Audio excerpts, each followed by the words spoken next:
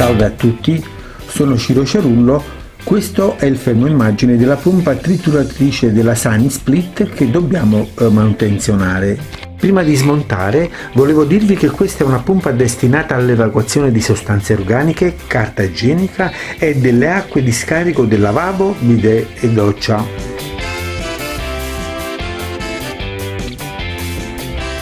Bene, la prima cosa da fare è quella di chiudere l'acqua.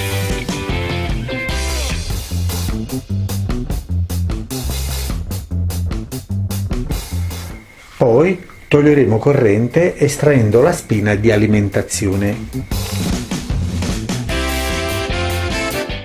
Bisogna poi rimuovere questo piccolo tappo che si trova alla base perché da esso faremo uscire l'acqua residua che si trova all'interno della macchina.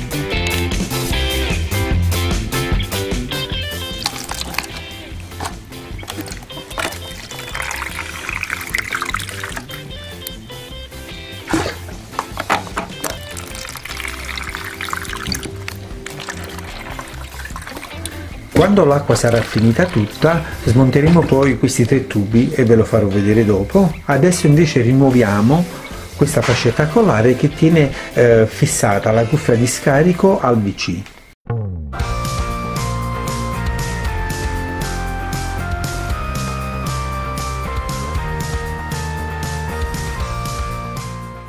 Per i 3 tubi dobbiamo soltanto tirarli un po' indietro in quanto sono ad innesto. Ecco, dal primo tubo che vedete, quello là in alto, siccome è il tubo di mandata, uscirà sicuramente un po' d'acqua imprigionata all'interno della valvola di non ritorno.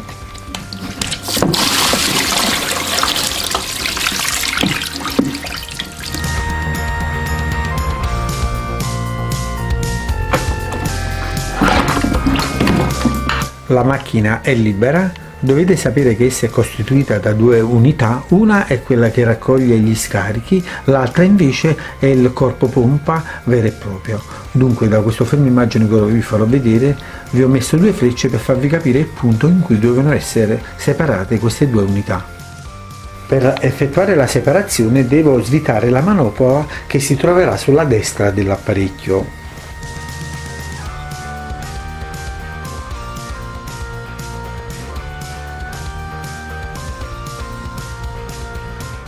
In quest'altra foto possiamo vedere le 2 unità una volta separate.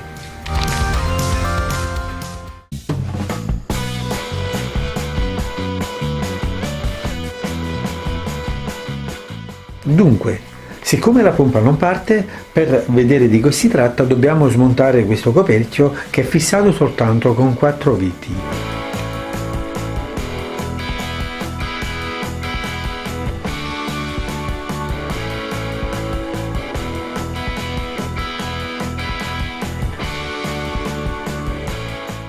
Ok signori, questa è la pompa che si trova nell'unità pompante. Di solito quando non parte è perché il pressostato non dà il consenso, volgarmente diciamo che è bloccato. Noi cercheremo di sbloccare il pressostato, questo è il pressostato, guardate ora ve lo indico, esatto, dando un paio di colpetti.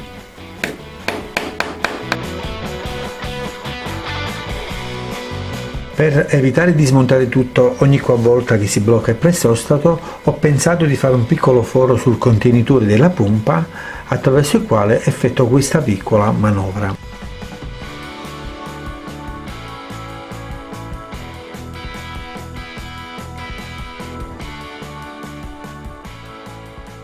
Guardate.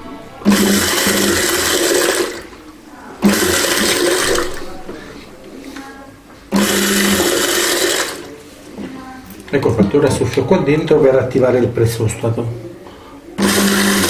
Quindi rimetto tutto a posto un'altra volta e rimonto tutto.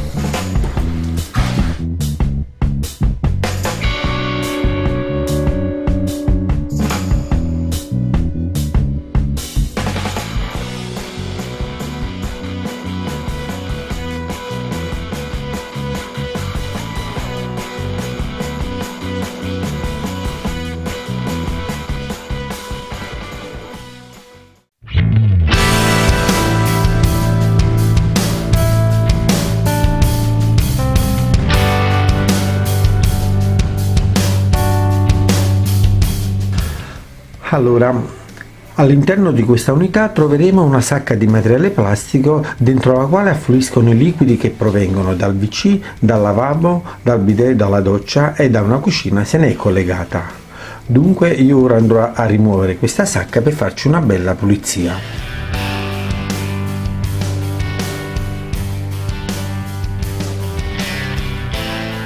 L'operazione è molto facile da fare, bisogna solo piegare all'interno la cuffia del WC per favorire l'estrazione della sacca.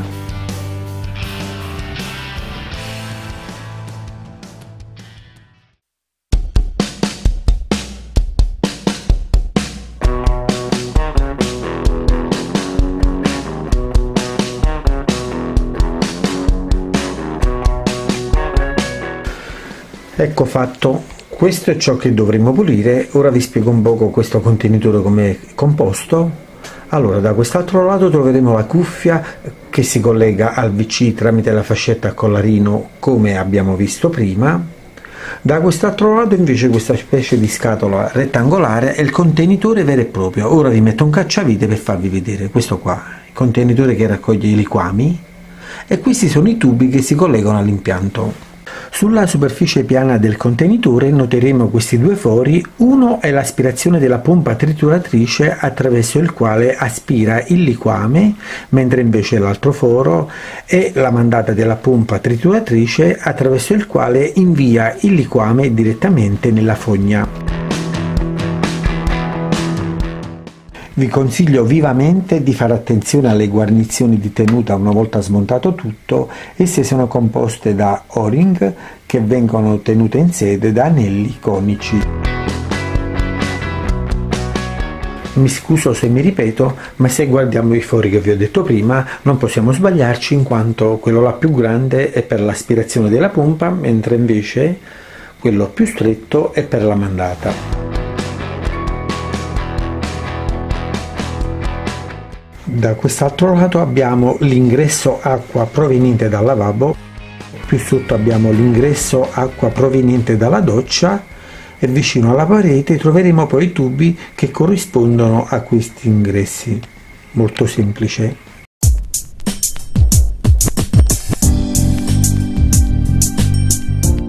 Bene. Allora, una volta smontata l'unità contenitore, ora ci facciamo una bella pulita con dell'acqua fresca abbondante.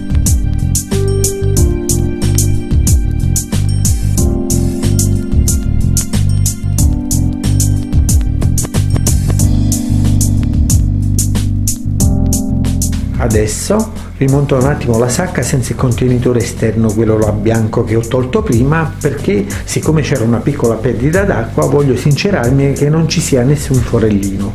Sicuramente sarà qualche fascetta che non era stretta bene, ma nel dubbio voglio provarla un attimo senza il contenitore esterno.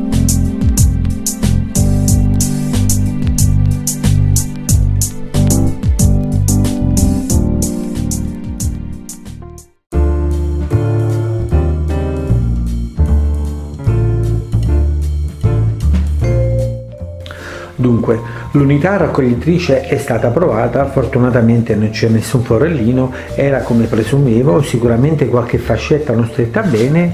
Ok, ora rimontiamo tutto perché il lavoro è quasi terminato.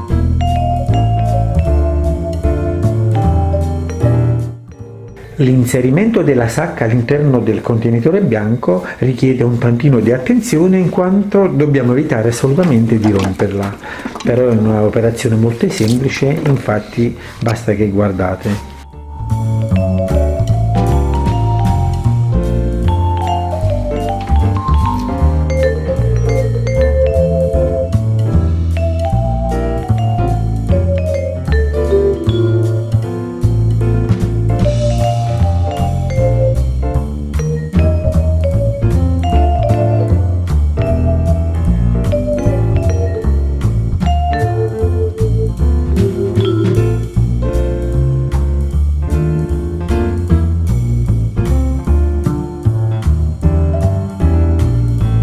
Carissimi signori, sono quasi arrivato alla fine.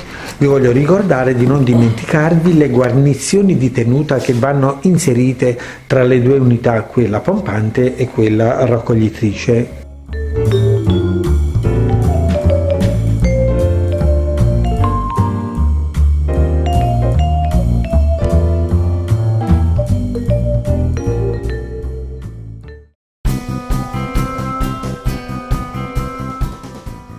Bene ragazzi, ora se ho fatto un buon lavoro la pompa subito deve partire.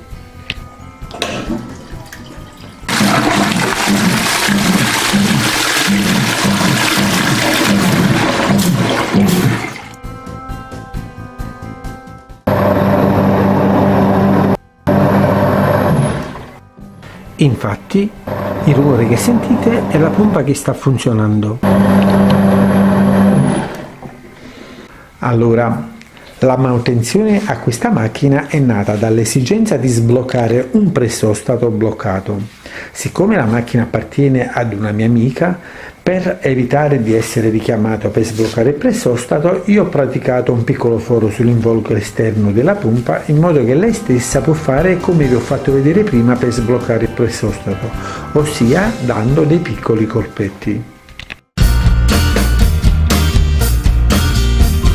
Ok signori, sono arrivato alla fine di questo video, vi ringrazio per avermi seguito e se avete gradito ciò che vi ho mostrato mettete un mi piace o meglio ancora iscrivetevi al mio canale. Arrivederci.